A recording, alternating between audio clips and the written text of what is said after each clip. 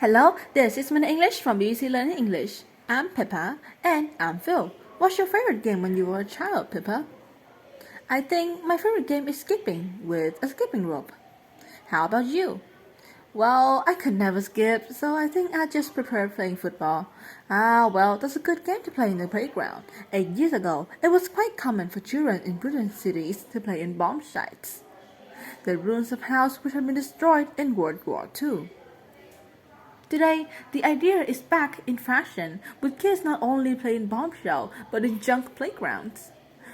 Also called adventure playgrounds, in contrast to pre-made playgrounds, where swing and slide were fixed in place.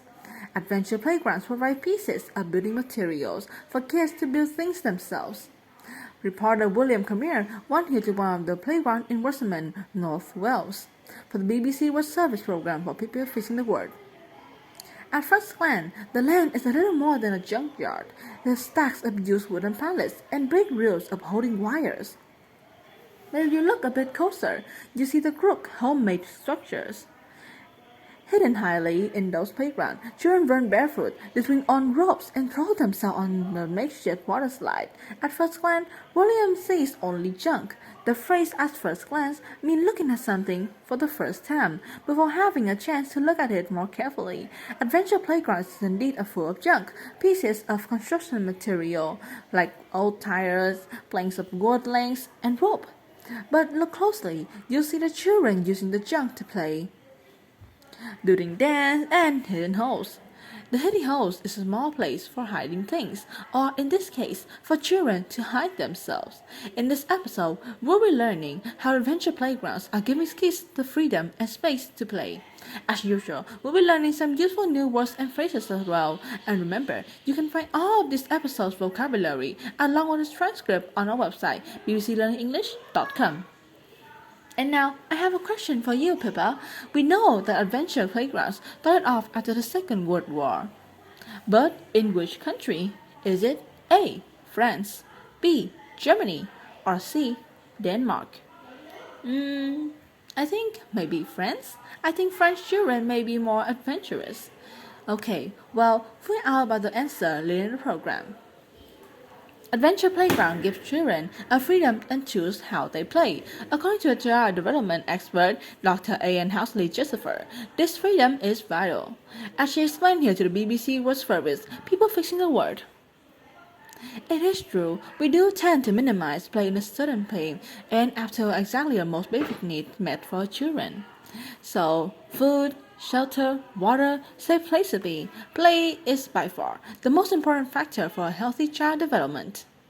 Other things that is important as a child's basic needs, like food and safety, but unfortunately, the importance of play tends to be minimized.